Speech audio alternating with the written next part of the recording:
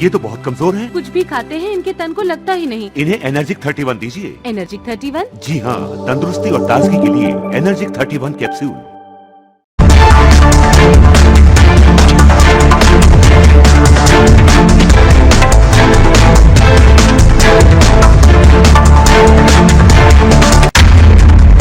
नमस्कार, मैं हूं सैयद सुहेल और आप देख रहे हैं आपका नंबर 1 शो ये भारत की बात है।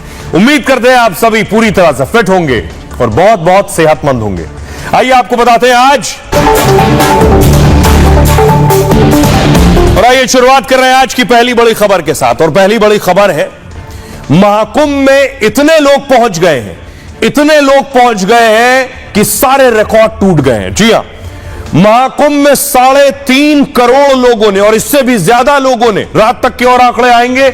ये आप देख रहे हैं महाकुंभ का सुबह तड़के पहला स्नान जो हुआ, ये उसकी तस्वीर आप देख रहे हैं जब साधु संत पहुंचे हैं संगम तट पर।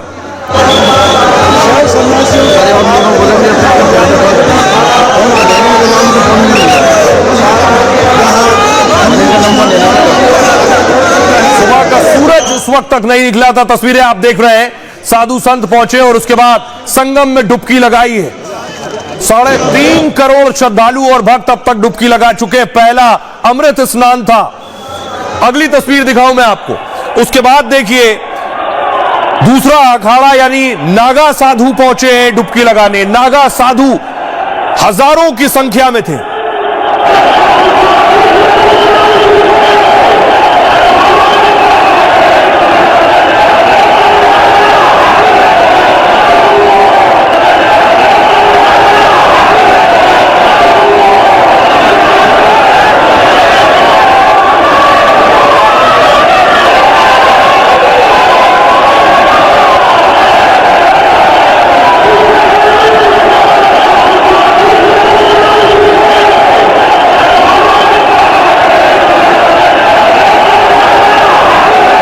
देखिए किन्नर अखाड़ा पहुंचा है स्नान करने के लिए। एक के बाद एक सारे अखाड़े आज पहुंचे क्योंकि आज अमृत स्नान था, सबसे बड़ा स्नान।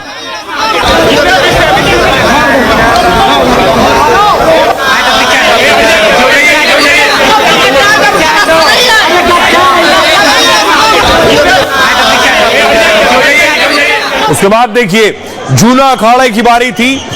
जूना अखाड़ा के महामंडलेश्वर और महंत साधु संत पहुंचे हैं स्नान के लिए।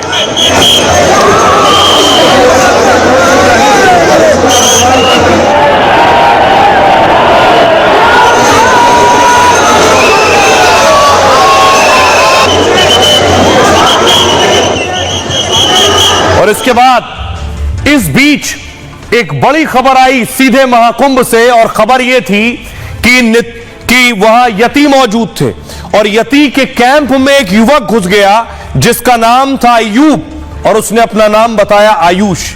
अयूब जब आयुष नाम बताकर यति के कैंप में घुस गया, यति अपने विवादित बयानों को लेकर सुर्खी में रहते हैं, महाकुंभ में थे, कैंप में थे, और अयूब घुसा उनसे बात करने के मकसद से, उसने नाम आयुष बताया था। इस बीच अलर्ट हो गया, पुलिस ने इसे पकड़ लिया, लेकिन आम लोग भी पहुंचे थे। देखिए जरा, 3.5 करोड़ लोग, 2.5 करोड़ लोग तो दोपहर तक ही स्नान कर चुके थे।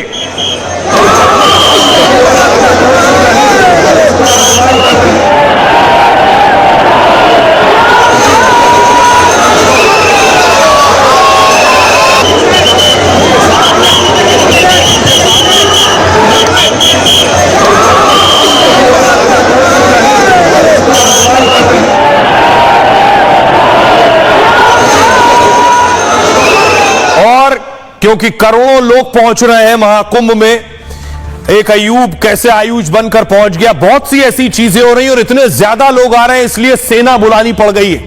जी हां, सेना बुला ली गई है, तैयारी है, सेना को स्टैंड बाय में रखा गया है, सेना को तैयार रहने को कहा गया है, क्योंकि महाकुंभ में माना जा रहा है 50 करोड़ लोग पहुंचने वाले हैं, 50 करोड़, इसलिए सेना अलर्ट पर है।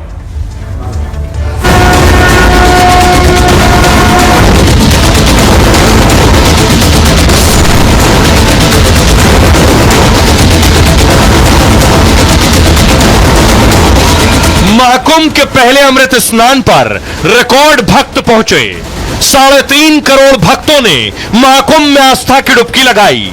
हर दिन करोड़ों भक्त रोज पहुंच रहे हैं। 70,000 पुलिस जवान लगे हैं, लेकिन जिस तरह से भक्तों की भीड़ बढ़ रही है, अब सेना को बुलाना पड़ गया है।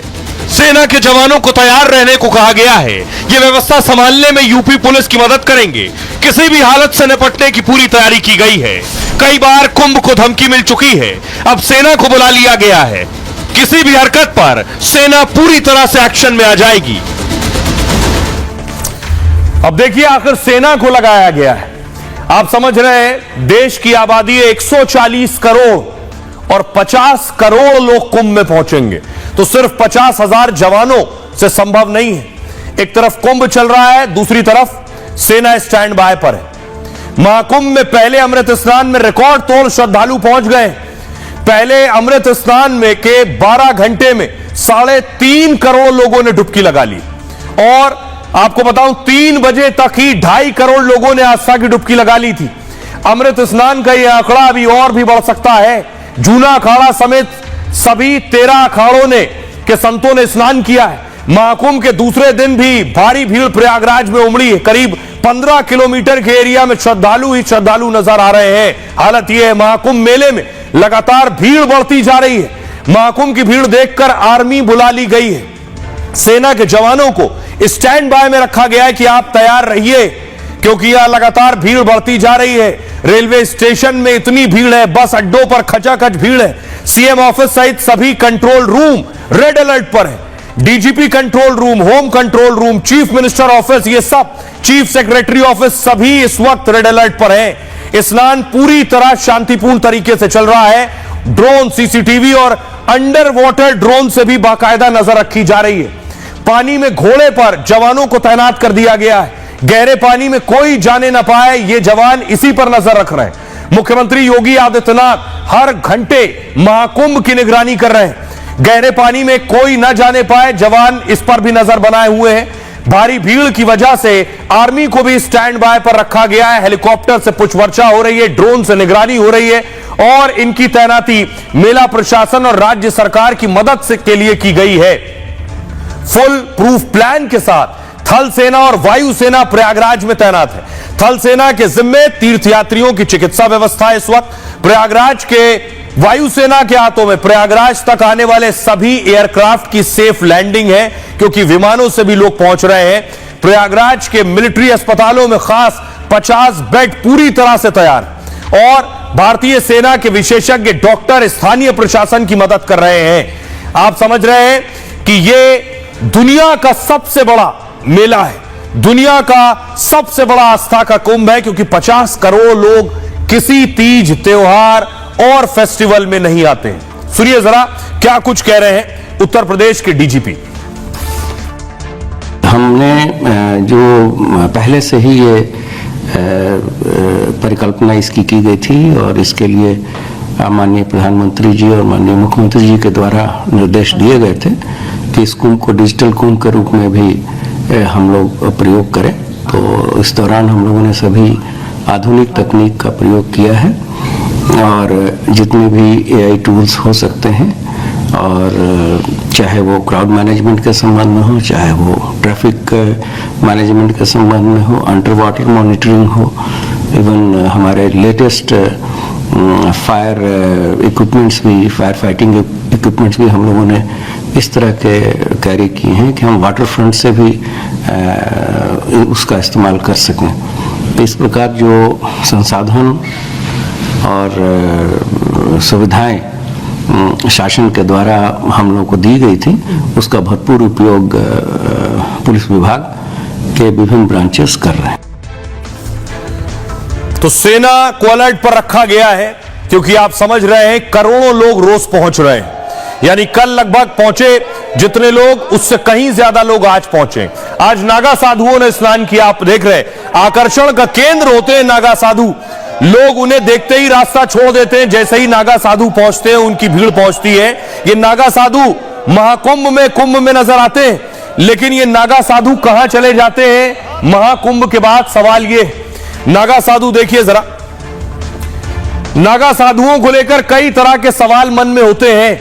ये नागा साधु कौन होते हैं, कहां रहते हैं, कुंभ में दिखते हैं फिर कहां गायब हो जाते हैं। नागा साधु ही पहला अमृत स्नान क्यों करते हैं? नागा साधु ही आज सबसे पहले पहुंचे, सबसे पहले उन्होंने स्नान किया, आखिर क्यों? ये भाला त्रिशूल और तलवारों के साथ महाकुंभ में पहुंचते हैं। नागा साधु एक कुशल योद्धा की तरह होते हैं। मुगल काल में मुगल राजाओं ने कुंभ में खलल डालने की कोशिश की थी। कहा जाता है तब नागा साधुओं ने अपने अस्त्रों का प्रयोग किया था। इस मुठभेड़ में कई नागा साधुओं ने अपना बलिदान भी दिया है। इसी वजह से नागा साधुओं को पहला अमृत स्नान का मौका मिलता है। दरअसल नागा साधु जंगलों और गुफाओं में रहते हैं, महाकुंभ और बड़े धार्मिक कार्यक्रमों में शामिल होते हैं। इन्होंने सांसारिक सुखों का त्याग कर दिया है। इनके शरीर पर कोई वस्त्र, कोई कपड़ा नहीं होता है। ये शरीर पर हमेशा भस्म लपेटे रहते हैं, शरीर पर भस्म या राख लपेटे रहते हैं।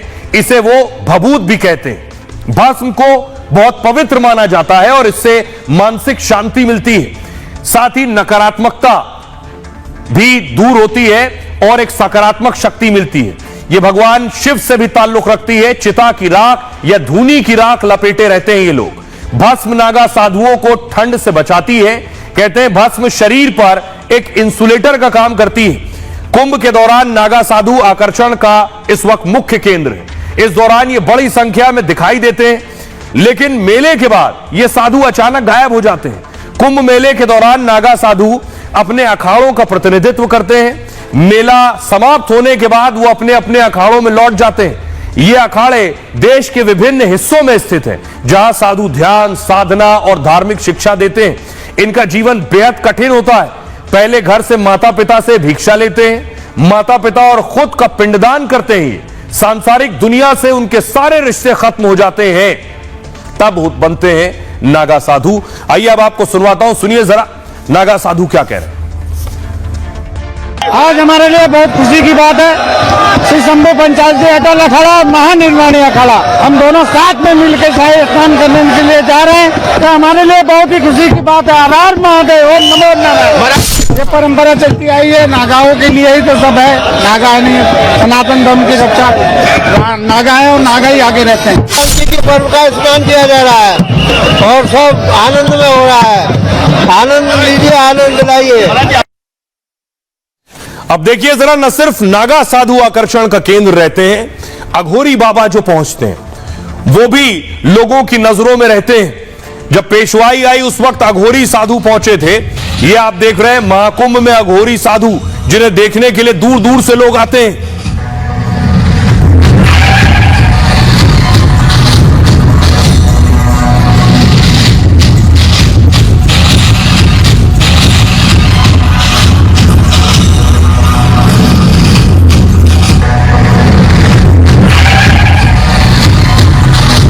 नागा साधुओं के बारे में आपको बताया, अब मैं आपको बताऊं अघोरी साधुओं के बारे में।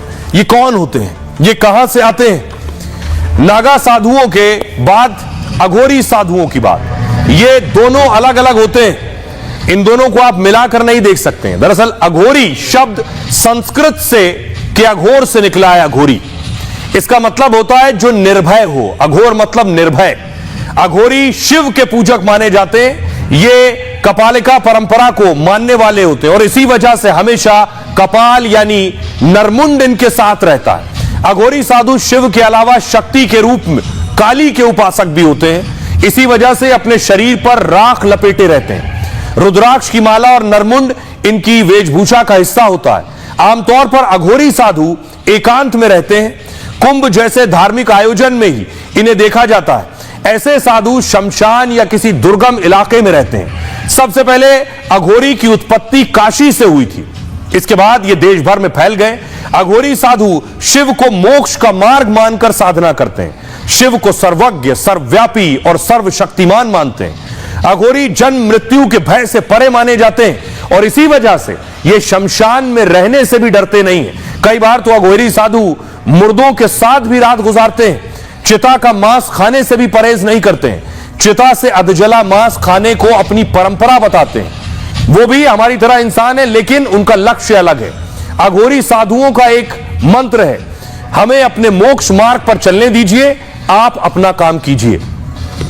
जब बात साधु संतों की हो रही है तो महाकुंभ में बहुत से साधु संत आए हैं। कुछ साधु संत वायरल हैं, कुछ यूट्यूबर उनके पास पहुंचे सवाल करने के लिए, उन्हें गुस्सा आ गया। किसी साधु ने झाड़ू मारा, किसी साधु ने चिमटा चला दिया। देखिए जरा। हमने तुम्हें धरती दे रखा रहने के लिए, तो हमारा बस तो हमें चले चलो चलो चलो। महाराज जी, कौन सा आप लोग जो है भजन करते हैं भगवान का, क्या गीत है? तमाशा दिखाएंगे, चलो।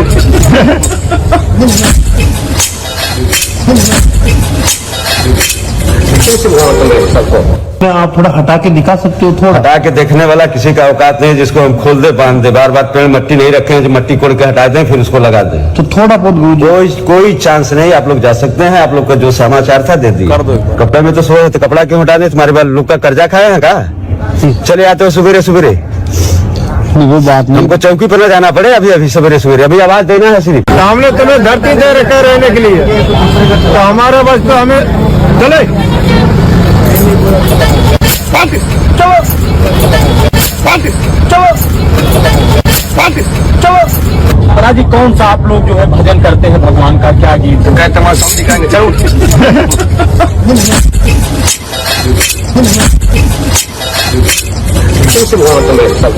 आप थोड़ा हटा के दिखा सकते हो? थोड़ा हटा के देखने वाला किसी का औकात नहीं, जिसको हम खोल दे बांध दे, बार बार पेड़ मट्टी नहीं रखें, जो मट्टी कोड़ के हटा दें फिर उसको लगा दें। तो थोड़ा बहुत कोई चांस नहीं। आप लोग जा सकते हैं, आप लोग का जो समाचार था दे दिए। कपड़े में तो सोए थे, कपड़ा क्यों हटा दे? तुम्हारे बाल लोग का कर्जा खाए हैं का? चले आते हो सवेरे सवेरे, वो बात नहीं। हमको चौकी पर न जाना पड़े अभी अभी सवेरे सवेरे, अभी आवाज देना है सिर्फ।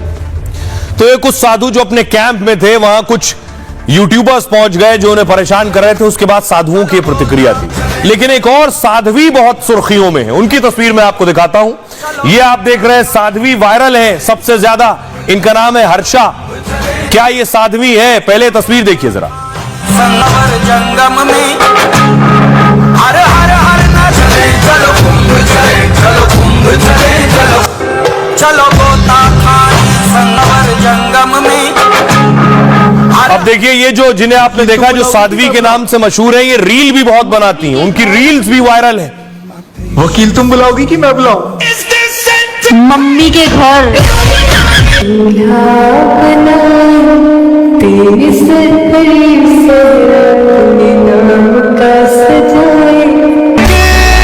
भी नहीं हो यकीन असा तेरे ते आउंदा जांदा, अखियों में ऐसा डाला गजरे ने ले ली, एक दीवाना हो हर वक्त रहे मेरे आसपास। आप मुझे छोड़ दोगे? तो ये साध्वी बहुत सुर्खियों में है, जिन्हें इस वक्त आप देख रहे थे। उनकी दो तस्वीरें देखिए। इस वक्त उन तक सब पहुंच रहे हैं, सब उनका इंटरव्यू लेना चाहते हैं, सब उनसे सवाल पूछ रहे हैं। इनके बारे में आपको बताऊंगा। दो तस्वीरें आप देख रहे हैं, एक साध्वी रूप में और एक रील वाले रूप में। फुल स्क्रीन लीजिए जरा, दोनों तस्वीरें। ये दो तस्वीरें इन्हीं की हैं। चलो गोता खानी संगम जंगम में हर हर हर न चले, चलो कुंभ चले, चलो कुंभ चले, चलो चलो गोता खानी संगम जंगम में। और अब आपको दिखाऊं साध्वी के जो गुरु हैं, उनके बारे में भी आपको दिखाऊं। ये है साध्वी के गुरु कमलेशानंद गिरी जी, जिनकी तस्वीर आप देख रहे हैं। इन्हीं के अखाड़े से ये जुड़ी हुई हैं। अब इनके बारे में आपको बताऊं, ये क्या वाकई साध्वी है, ये है कौन, और इनका तारुफ क्या है, परिचय क्या है, और उनके गुरु कौन। दरअसल महाकुंभ के बीच ये साध्वी की तस्वीरें वायरल है सबसे ज्यादा, और इन्हें महाकुंभ की सबसे सुंदर साध्वी भी कहा जा रहा है। ग्लैमर छोड़ साधना में लीन है साध्वी। हर्षा नाम है इनका। हर्षा के इंस्टाग्राम पर 9 लाख से ज्यादा फॉलोअर्स हैं, और अपने प्रोफाइल पर हर्षा धार्मिक और आध्यात्मिक कंटेंट भी साझा करती हैं। इनका पूरा नाम है हर्षा रिछारिया। महाकुंभ में पहुंची हर्षा उत्तराखंड में रहती हैं, उत्तराखंड की रहने वाली है। इनका घर मध्य प्रदेश के भोपाल में, और सबसे सुंदर साध्वी कहे जाने पर साध्वी हर्षा ने कहा है, यह सुनकर तो मुझे अच्छा लग रहा है, दुनिया की सबसे खूबसूरत साध्वी, लेकिन साध्वी का जो टैग मुझे दिया जा रहा है वो अभी उचित नहीं होगा, क्योंकि मैं अभी पूरी तरह से साध्वी नहीं हूं, उसमें नहीं हूं। मेरे गुरु ने मुझे उसकी अनुमति अभी नहीं दी है। ये निरंजनी अखाड़े से जुड़ी हुई है। आचार्य महामंडलेश्वर स्वामी कैलाशानंद गिरी की शिष्या हैं और उन्हीं के मार्गदर्शन में अपनी आध्यात्मिक यात्रा उन्होंने शुरू की है। आइए अब आपको गुरु के बारे में बताता हूं। गुरु के बारे में आपको बताता हूं कि गुरु कौन है। स्वामी कैलाशानंद गिरी महाराज निरंजनी अखाड़े में सर्वोच्च पद पर है इस वक्त। वो निरंजनी अखाड़े के आचार्य महामंडलेश्वर और निरंजन पीठाधीश्वर हैं। सावन और नवरात्रों के दिनों में स्वामी कैलाशानंद विशेष पूजा करते हैं। एक ही आसन में बैठकर 22 से 24 घंटे तक कठिन तप करते हैं। आध्यात्मिक रूप से हर मुद्दे पर उनकी बेबाक पकड़ लोगों को जोड़ती है उनके साथ। कैलाशानंद गिरी जी का जन्म 1 जनवरी 1976 को बिहार के जमुई में हुआ था। बचपन में ही कैलाशानंद ने अपना घर बार छोड़ दिया था। कैलाशानंद गिरी के भक्तों में कई नामचीन हस्तियां शामिल हैं। एप्पल के फाउंडर स्टीव जॉब्स की पत्नी लॉरेन पॉवेल जॉब्स भी कैलाशानंद गिरी से ही प्रभावित है, इन्हीं की शिष्या है। कैलाशानंद गिरी के सानिध्य में महाकुंभ में कल्पवास कर रही है इस वक्त। आइए अब आपको सुनवाता हूं, सुनिए जरा क्या कुछ कह रही है महाकुंभ की सबसे सुंदर वायरल साध्वी। लोग बहुत से सवाल सोशल मीडिया पर भी पूछ रहे हैं कि ग्लैमर की दुनिया से अचानक से यहाँ पर आना, थोड़ा सा बस एक जवाब दे दीजिए इस पर कि ग्लैमर की दुनिया से साध्वी बनना। देखिए, जिसकी तकदीर में जो लिखा होता है वो वहीं खिंचा चला जाता है। तो शायद मेरा यहाँ आना लिखा था और मैं यहाँ पहुँच गई। मुझे जो करना था वो छोड़ के मैंने ये वेश धारण किया है। आप जब जिंदगी में बहुत कुछ कर लेते हो, जब आपने एक्टिंग भी कर लिया, आपने एंकरिंग भी कर लिया, आपने देश विदेश भी घूम लिया है, आपने सब कुछ कर लिया है, उसके बाद ये रहता है कि आपको उसमें सुकून नहीं मिल रहा है। नाम है, शोहरत है, लेकिन सुकून नहीं है। फिर जब आपको भक्ति अपनी तरफ खींचती है ना, तो आपको धीरे धीरे सुकून मिलना चालू होता है। फिर आप लोगों से काम से कट के और भगवान की शरण में, भजन कीर्तन में, मंदिरों में आके रहना चालू कर देते हो। तो ऐसा जिसकी किस्मत में लिखा होता है यहाँ से जुड़ना, वो जुड़ ही जाता है। तो मैंने अभी परिवार को त्यागा नहीं है। मैंने अपने काम को, अपने पिछले जो भी मेरा प्रोफेशन था, वो सबको छोड़ के मैं इसमें आई हूँ। अब आइए आपको दिखाऊं जिनकी शिष्या है ये साध्वी हर्षा, जो खुद को साध्वी नहीं मानती है। उन्हीं स्वामी कमलेशानंद गिरी जी की शिष्या स्टीव जॉब्स की पत्नी भी है, लॉरेन पॉवेल पहुंची है। तस्वीर आप देख रहे हैं।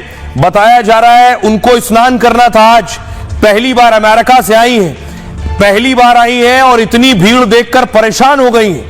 जितने लोग उन्होंने देखे, उनका कहना है आज तक मैंने इतने लोग नहीं देखे। आइए अब आपको सुनवाता हूं, सुनिए जरा गुरु कैलाशानंद जी क्या कह रहे हैं, वो सुनिए। अब उसको स्नान करना है, वो मेरे शिविर में है अभी। उसको थोड़ी सी उसके हाथ में एलर्जी हो गई है, तो वो कभी इतनी भीड़ में नहीं रही। बहुत सरल है वो, बहुत सरल है, बहुत सहज है वो इतनी भीड़ में कभी नहीं रही। और उसको थोड़ी सी हाथ में एलर्जी हो गई है, तो उस कारण जो है वो स्नान में अभी नहीं आई। वो अकेले जा करके उसको स्नान करेंगी। मैं उसको स्नान की व्यवस्था कराऊंगा, वो स्नान करेंगी। लेकिन मेरा भाव है कि वो हमारे साथ पूजन में रुकी, रात्रि पूजन में रही, हमारे साथ हवन में रहेगी, हमारे साथ पूजन में रहेगी, अभिषेक में रहेगी और हमारे शिविर में विश्राम कर रही है। वो हमारे शिविर में है। देखो, कहीं न कहीं यह परंपरा इसलिए अलौकिक है, जिस परंपरा से दुनिया के वो सभी लोग जुड़ना चाहते हैं जिन्होंने हमारी परंपरा को कभी देखा नहीं, समझा नहीं, जाना नहीं। अब आपको मिलवाने जा रहा हूं एक IIT का इंजीनियर जो करोड़ों की नौकरी छोड़कर साधु बन गया है। यह तस्वीर आप देख रहे हैं।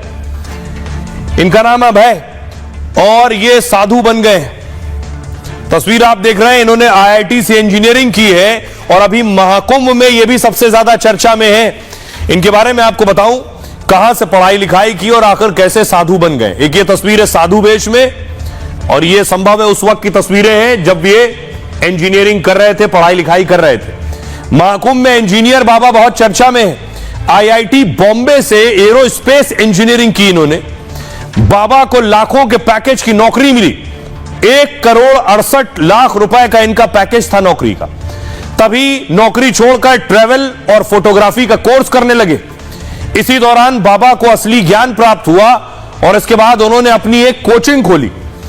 फिर इंजीनियरिंग छोड़ बाबा बनने का फैसला कर लिया और अपना पूरा जीवन महादेव को समर्पित कर दिया। इंजीनियरिंग बाबा का असली नाम अभय सिंह है।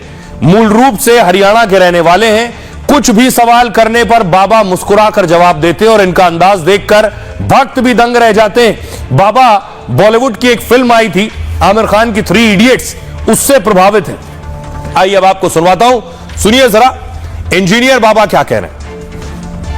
हरियाणा में जन्म हुआ ना मेरा, झज्जर में जी।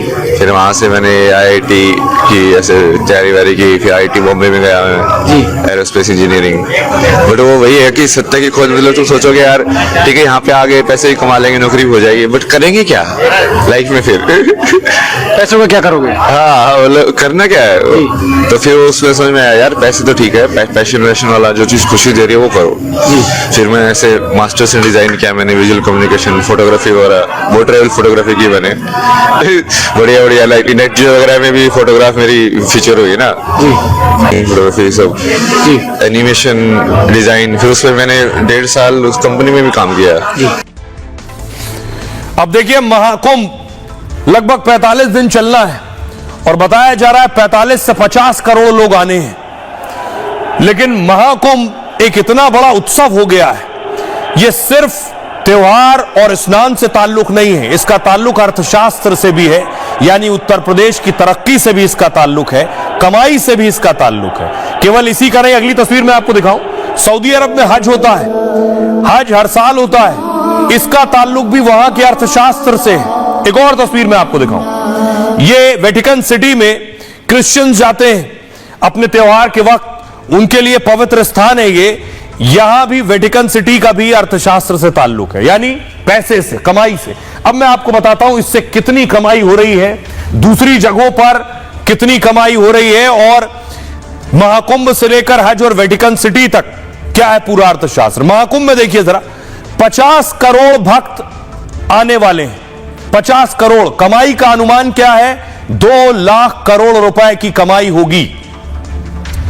हज के लिए देखिए 1 करोड़ 30 लाख लोग पहुंचते हैं हर साल, कमाई का अनुमान वहां 1 लाख करोड़ रुपए से ज्यादा का है।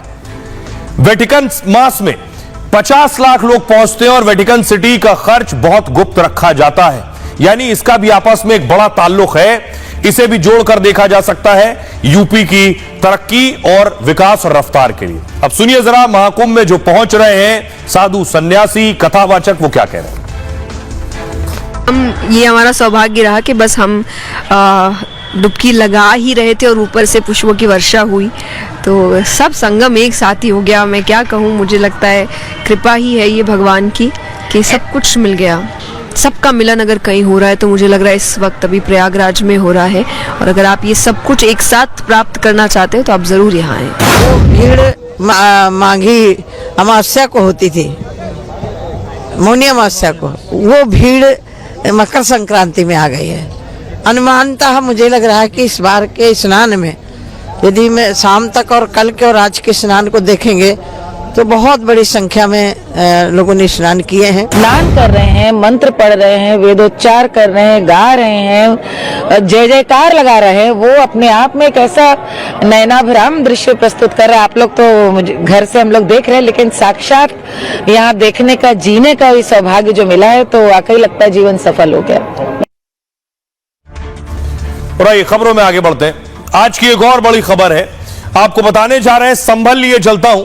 दरअसल संभल में एक और बवाल हो गया है, गदा पर गदर हो गया है मैं कहूंगा। तस्वीर में आपको दिखाऊं, पहली तस्वीर, ये आप सीओ साहब को देख रहे हैं। संभल के सीओ साहब गदा लेकर चल रहे थे जब कर्नाटक से एक रथ पहुंचा था, किष्किंधा रथ यात्रा में गदा लेकर चल रहे थे और इसी पर बवाल हो गया। इनके लिए जांच बैठ गई है कि आखिर गदा लेकर क्यों चल रहे थे। उसके बाद इन्होंने फेसबुक पर पोस्ट किया है, फुल स्क्रीन लीजिए जरा, फोटो भी इन्होंने लगाई है। इन्होंने लिखा है, ये गदा तो मैं शुरू से लेकर चल रहा हूं, यानी जब ये खुद पहलवानी करते थे उस वक्त भी इनके पास तस्वीरें जो है वो गदे वाली है। जय बजरंग बली दोस्तों, शेरे हिंद खिताब, भारत कुमार खिताब, उत्तर प्रदेश केसरी खिताब। उनका कहना है ये सारे खिताब जब उन्हें मिले तो मैं जब जवान हो रहा था तभी से गदा पकड़े हुए था। तो सीओ साहब सुर्खियों में रहे उस दौरान, जिस दौरान मंदिर मिल रहे थे, जिस दौरान खुदाई हो रही थी, और तभी ये रथ पहुंचा और उसके बाद वो सुर्खियों में आए। लेकिन अब जांच शुरू हो गई है। 1 जनवरी को संभल में धार्मिक यात्रा का आयोजन हुआ। कर्नाटक से चलकर किष्किंधा रथ यात्रा संभल पहुंची। इसी यात्रा में ड्यूटी के दौरान सीओ अनुज शामिल हो गए थे। उन्होंने पुलिस वर्दी में ही रथ यात्रा के दौरान गदा पकड़ लिया था। यह वीडियो सोशल मीडिया पर आया तो बवाल खड़ा हो गया। राजनीतिक दलों के साथ पूर्व आईपीएस अमिताभ ठाकुर ने सवाल उठाए। पूर्व आईपीएस ने इसे लेकर उत्तर प्रदेश के डीजीपी को चिट्ठी लिखी। विवाद बढ़ने के बाद डीआईजी ने इस मामले में जांच के आदेश दे दिए हैं। सीओ अनुज को गदा पकड़ने पर नोटिस भी जारी कर दिया गया है। इसी नोटिस के बाद सीओ अनुज ने सोशल मीडिया पर पोस्ट लिखा है। पोस्ट में उन्होंने लिखा है, मैं जवान ही गदा पकड़कर हुआ हूं। दंगल में कई पुरस्कार जीते, सम्मान में कई बार गदा दी गई है मुझे। देश के कोने कोने में मुझे कुश्ती के पुरस्कार में गदा मिली है। फिलहाल वर्दी में सीओ के धार्मिक यात्रा में शामिल होने पर जांच हो रही है। अब संभल में आज बुलडोजर पहुंच गया और बुलडोजर एक्शन हुआ। वो तस्वीर मैं आपको दिखाऊं। ये आप देख रहे हैं जो दुकानें बनी हुई थी, जिनको कहा गया है अतिक्रमण करके अवैध कब्जा करके दुकानें बनाई गई हैं, उन पर बुलडोजर चला है, उन पर हुआ है बुलडोजर एक्शन।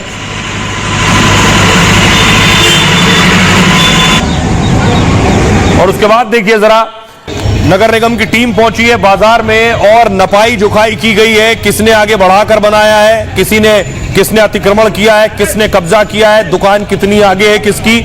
उसके बाद यहां भी बुलडोजर चलने वाला है।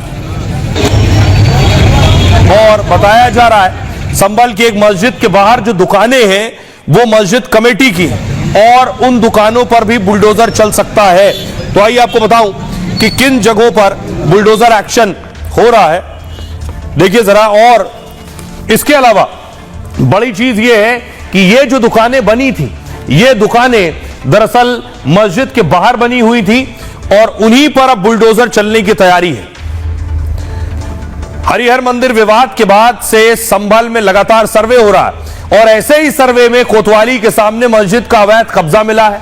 दावा है कि 1960 में अवैध कब्जा करके 50 दुकानें बनाई गई।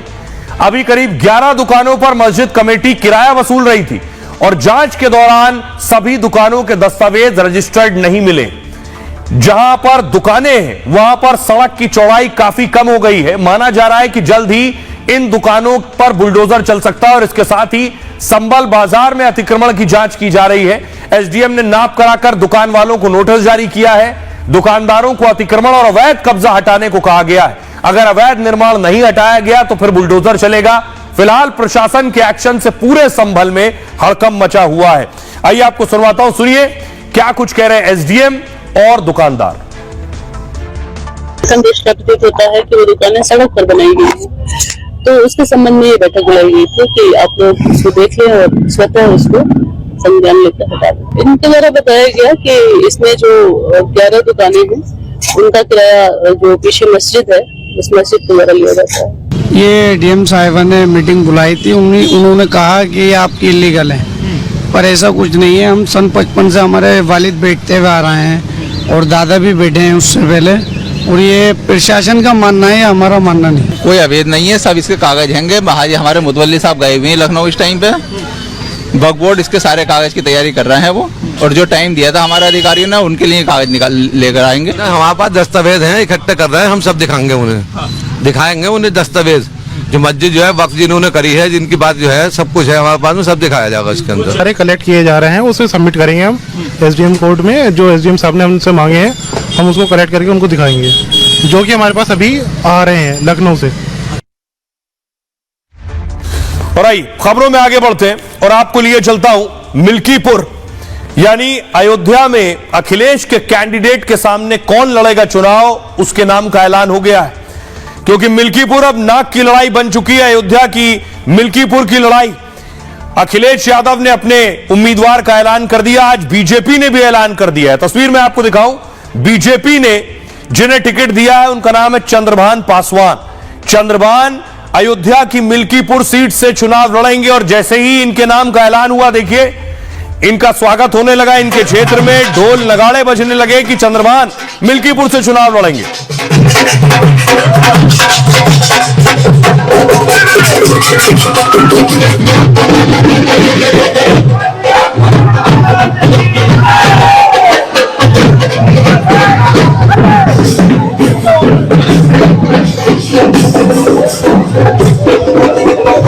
दूसरी तरफ देखिए, यानी दोनों के कैंडिडेट हो गए हैं। अखिलेश ने अवधेश प्रसाद के सुपुत्र अजित को टिकट दिया है और बीजेपी ने चंद्रभान को टिकट दिया है।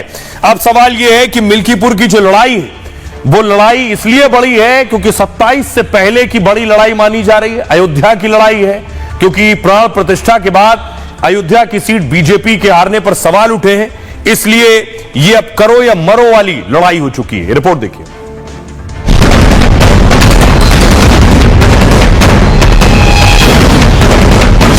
मिल्कीपुर की पूरी तैयारी है। अयोध्या का चुनाव भारतीय जनता पार्टी फिर एक बार हारेगी। तैयारी हमारी बहुत जोरों से है। हमारे मिल्कीपुर के देवतुल्य जनता हमारे साथ है, जनता हमारे साथ है, इसलिए हमें कोई दिक्कत नहीं वहां पर। अयोध्या के मिल्कीपुर को जीतने के लिए घमासान तेज हो गया है। सपा के अजित प्रसाद के सामने बीजेपी ने चंद्रभान पासवान को उतार दिया है। दलित बनाम दलित की लड़ाई में अखिलेश यादव खुद की जीत का दावा कर रहे हैं। मिल्कीपुर की पूरी तैयारी है।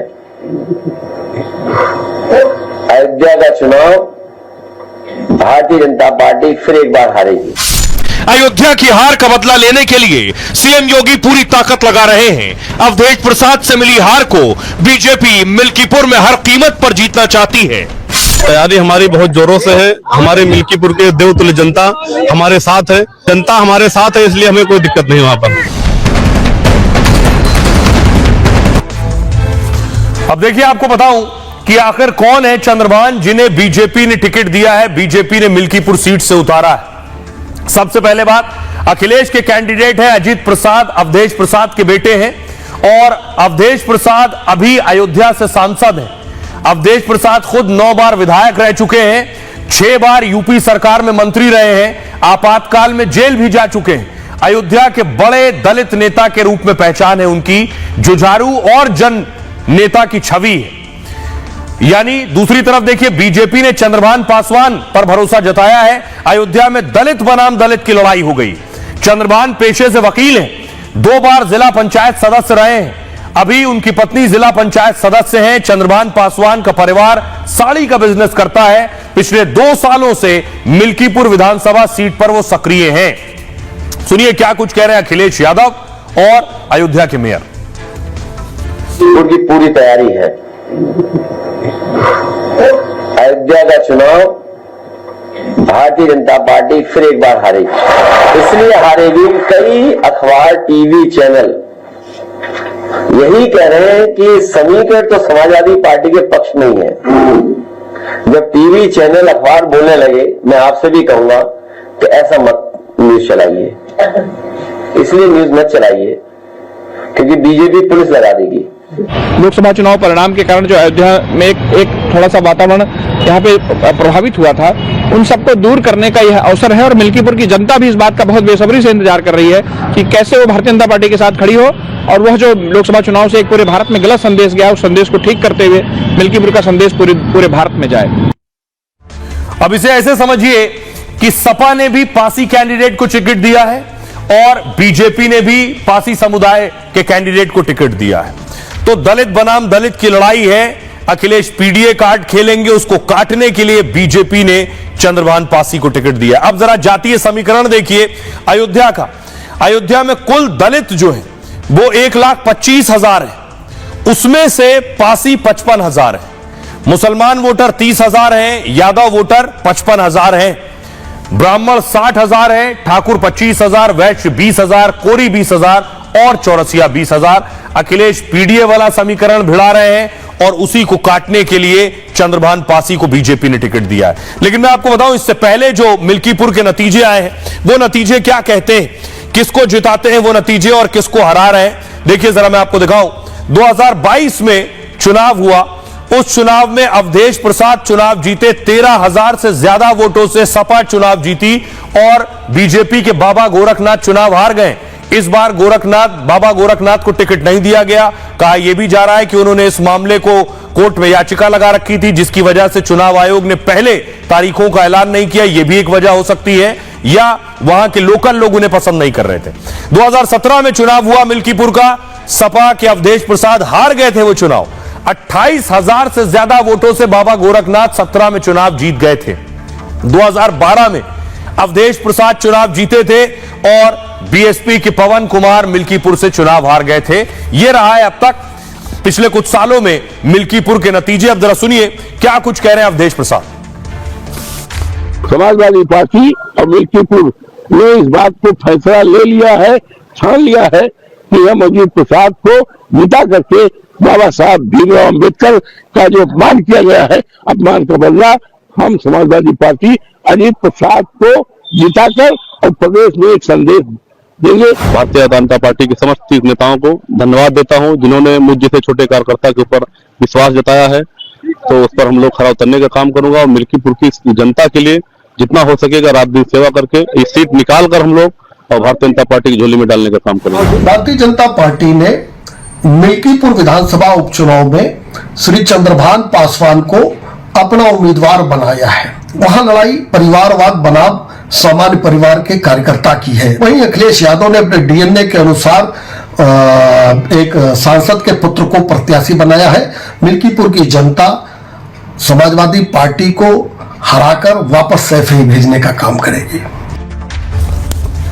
आइए खबरों में आगे बढ़ते हैं। एक और बड़े चुनाव की बात करते हैं जिस पर पूरे देश की नजर है। दिल्ली के चुनाव में, दिल्ली के चुनाव में क्या सब मिले हुए हैं। केजरीवाल आरोप लगा रहे हैं अपने पुराने साथियों पर ही, राहुल गांधी पर आरोप लगा रहे हैं, बीजेपी से मिले हुए हैं, राहुल गांधी केजरीवाल पर हमला कर रहे हैं। तस्वीर में दिखाऊं, राहुल गांधी 13 तारीख को दरअसल पहुंचे थे सीलमपुर, जहां 13 तारीख को उन्होंने रैली की है। वो तस्वीर उनकी रैली की है। वैसे तो राहुल दिख नहीं रहे थे, ये भी सवाल किए जा रहे थे, लेकिन सीलमपुर पहुंचे रैली करने के लिए।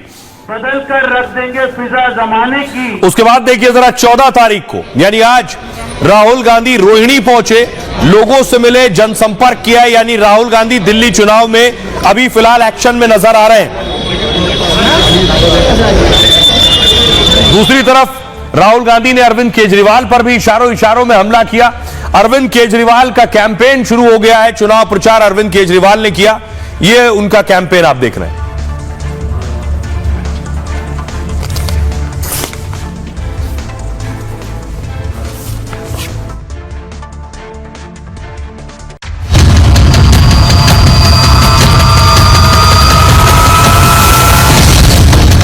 केजरीवाल परेशान हैं, गुस्साए हैं, तमतमाए हुए हैं क्योंकि कल तक केवल बीजेपी सामने थी।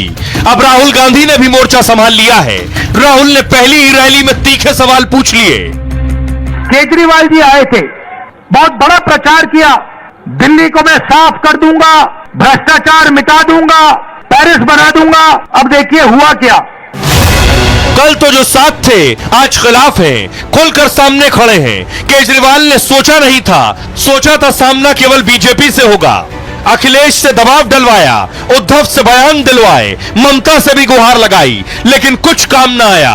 अब कह रहे हैं राहुल गांधी बीजेपी से मिल गए हैं। तो ये सारे बीजेपी और कांग्रेस मिलके दिल्ली की जनता के खिलाफ और दिल्ली के लोगों के खिलाफ और आम आदमी पार्टी के खिलाफ चुनाव लड़ रहे हैं। अब इसमें कोई शक नहीं रह गया, कोई गुंजाइश नहीं रह गई है। जो पर्दे के पीछे का गठबंधन था, इस बार वो दिल्ली के चुनाव में पर्दा उठ गया है। तो सवाल ये, क्या राहुल पहले कांग्रेस बचाए या इंडी अलायंस? क्या इंडी के चक्कर में दिल्ली से कांग्रेस का बोरिया बिस्तर बांध ले? क्योंकि तीन राज्यों में केजरीवाल ने कांग्रेस का सबसे ज्यादा नुकसान किया। दिल्ली में कांग्रेस हाशिए पर ला दिया, पंजाब में सत्ता से बाहर कर दिया और गुजरात में भी कांग्रेस का बंटाधार कर दिया।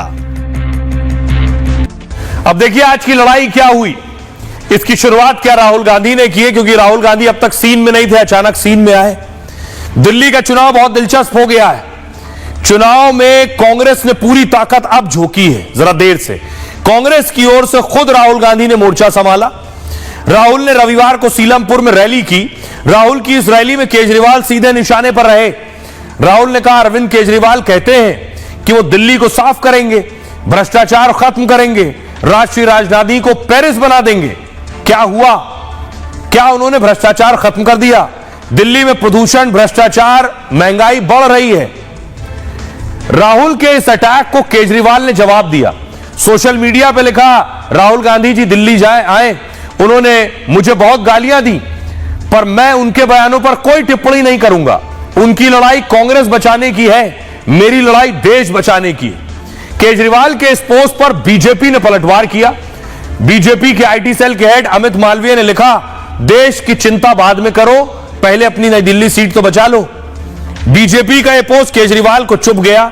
अरविंद केजरीवाल ने जवाबी पोस्ट किया, लिखा, बहुत बढ़िया, मैंने राहुल गांधी के बारे में एक लाइन लिखी और बीजेपी की तरफ से जवाब आ गया। देखिए बीजेपी कितनी परेशान है। यह चुनाव कांग्रेस और बीजेपी के बीच कई वर्षों पुरानी साझेदारी को उजागर कर देगा आज। आइए अब आपको सुनवाता हूं, सुनिए क्या कुछ कह रहे हैं राहुल गांधी और अरविंद केजरीवाल। केजरीवाल जी ने बहुत बड़ा प्रचार किया, भ्रष्टाचार मिटा दूंगा, पेरिस बना दूंगा। अब आप बताइए, दिल्ली में अरविंद केजरीवाल जी ने भ्रष्टाचार मिटाया क्या? मिट गया।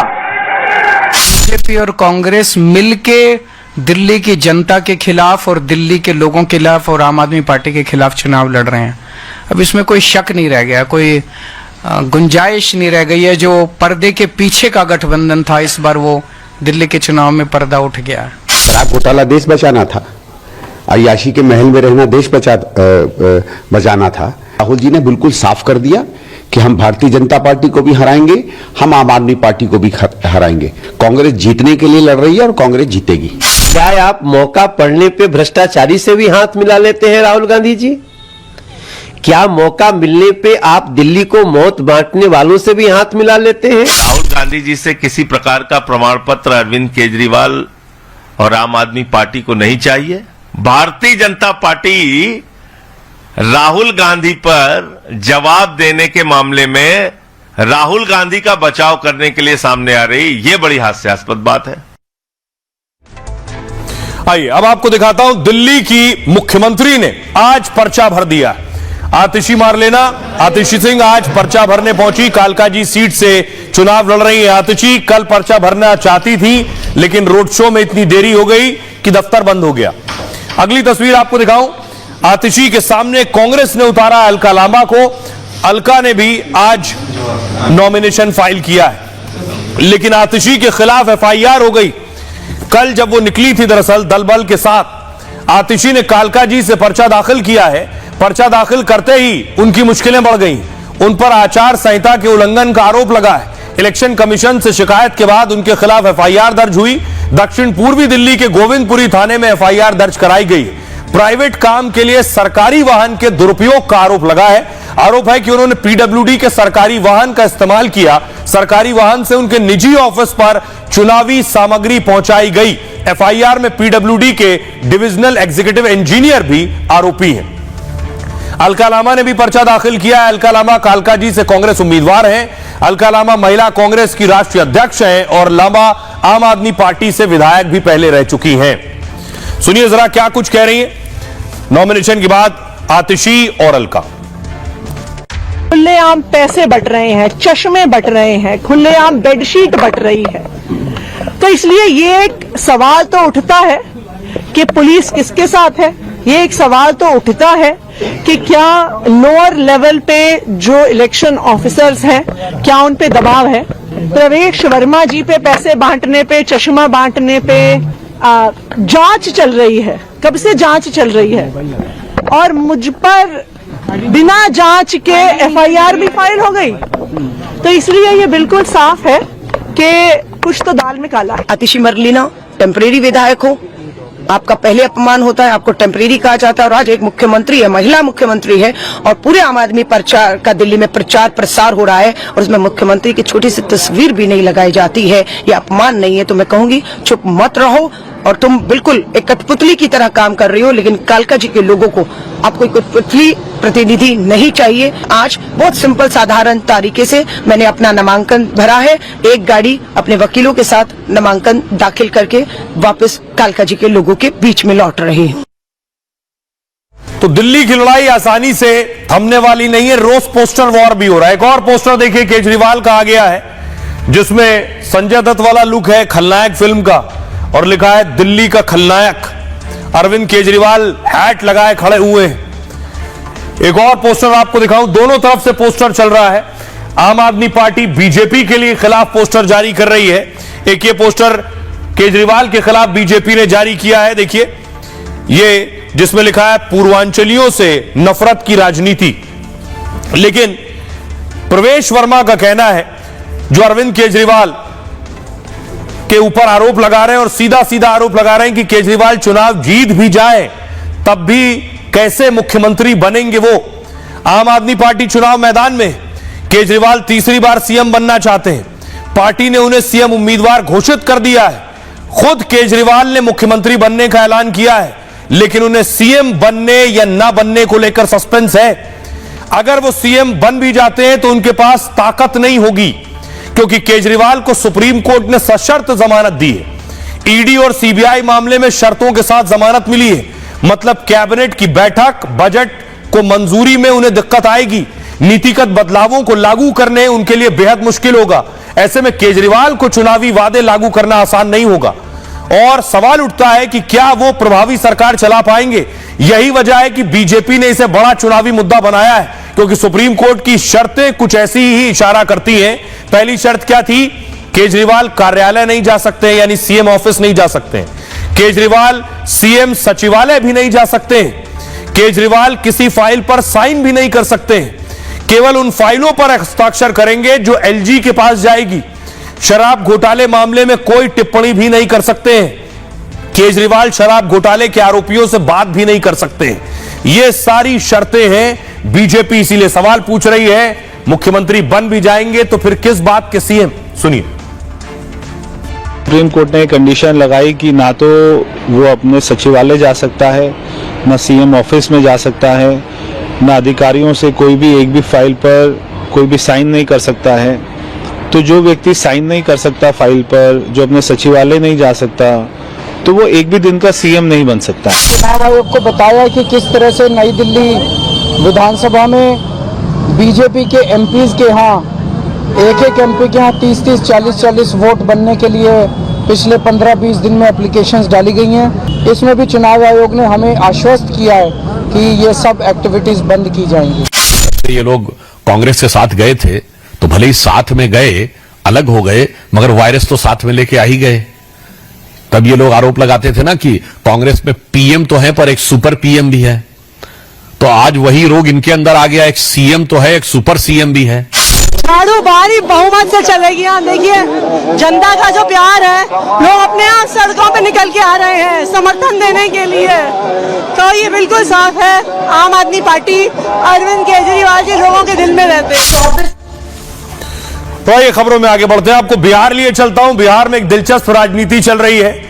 परिवार में दरार है और नीतीश कुमार है। इसलिए कह रहा हूं क्योंकि एक बयान लालू देते हैं, उसको तेजस्वी काटते हैं, और फिर एक बयान मीसा देती है। यानी परिवार में कुछ लोग चाहते हैं नीतीश को लाना और कुछ लोग नहीं चाहते हैं। तो देखिए जरा परिवार की जो लड़ाई है, इसकी हकीकत क्या है, कौन क्या कह रहा है। क्या परिवार साथ साथ है या नीतीश कुमार पर परिवार में फूट है? बिहार में इस साल चुनाव होने वाले हैं। इंडिया अलायंस एनडीए को तोड़ना चाहता है। नीतीश कुमार पर बार बार डोरे डाले जा रहे हैं, क्योंकि जिधर नीतीश होंगे जीत उधर होगी। लालू बयान दे चुके हैं, मीसा भी बयान दे रही है, लेकिन तेजस्वी और तेज प्रताप कुछ नहीं बोल रहे हैं। खबर है कि नीतीश के चक्कर में परिवार में फूट पड़ गई। मीसा भारती देखिए, लालू की बेटी है और सांसद है मीसा भारती। उन्होंने आज बयान दिया, कहा बिहार की सियासत में कुछ भी हो सकता है। ये मीसा बैठी। खरमास के बाद शुभ काम होते हैं। पहले भी मकर संक्रांति के बाद बदलाव हुए हैं। पिछले कुछ समय में बहुत कुछ हुआ है और बहुत कुछ चल भी रहा है। हमें इंतजार करना होगा, देखना होगा क्या सामने आता है। अंदर ही अंदर कुछ चल रहा है, मीसा कह रही। अभी कुछ भी कहना जल्दबाजी होगी। मीसा भारती मकर संक्रांति पर दरअसल बोल रही थी। बिहार में मकर संक्रांति पर बड़ा खेला होता है। नीतीश कुमार इसी दिन एनडीए से अलग हुए थे। मीसा, अब तेज प्रताप देखिए, मीसा भारती के इस बयान से खलबली मच गई है। मीसा के भाई तेज प्रताप ने कहा यह गलत है। तेज प्रताप ने कहा नीतीश के लिए दरवाजे बंद हैं। लालू यादव पहली बार ऐसा नहीं हुआ, वो कह चुके हैं। जब दो लोगों ने विरोधाभासी बयान दिया, इससे पहले लालू ने बयान दिया था, नीतीश के लिए दरवाजे खुले होने की बात की थी, ऑफर दिया था, लेकिन तब तेजस्वी यादव ने इनकार कर दिया था। तो लालू बुला रहे हैं, तेजस्वी भगा रहे हैं और मीसा कह रही दरवाजे खुले हैं। सुनिए जरा। तो खुला हुआ है, नीतीश कुमार को भी खोल कर रखना चाहिए। मुख्यमंत्री है, उनको खोल कर रखना चाहिए। फाइल नहीं लेगा, साथ ले लेंगे।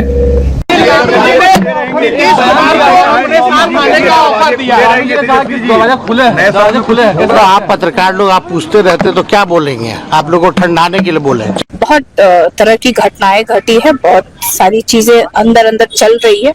अब ऊपर क्या निकल के आता है तो थोड़ा इंतजार करना पड़ेगा, और क्या चल रहा है उस पर अभी मेरा बोलना थोड़ा जल्दबाजी हो। नीतीश जी को आने का कोई इनविटेशन हमको देने का मन नहीं है। नीतीश जी को एंट्री हम करने देंगे यहाँ 10 नंबर में।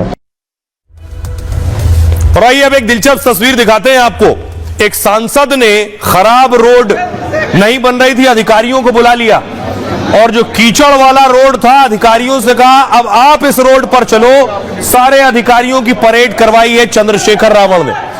बिजनौर में आप देख रहे हैं सारे अधिकारी पैदल चल रहे हैं उस रोड पर, जो रोड बनी नहीं, जिस पर बारिश के बाद कीचड़ था।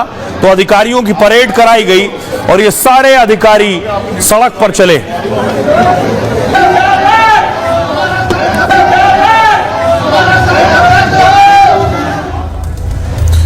और आइए सैमसंग गैलेक्सी Z Fold 6 पर गैलेक्सी AI का इस्तेमाल कर नोट असिस्ट से इस खबर को रिकॉर्ड करते हैं और फिर समराइज करके आपको बताते हैं।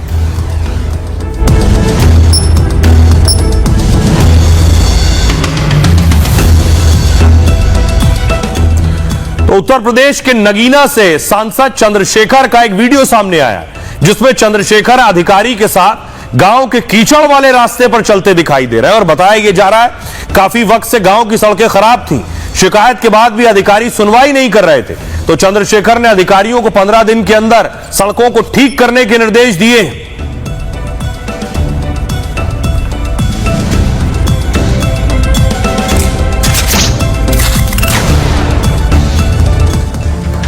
तो ये था आपके लिए सरल अंदाज में खबरों की सटीक पेशकश गैलेक्सी AI की मदद से सैमसंग गैलेक्सी Z Fold 6 पर।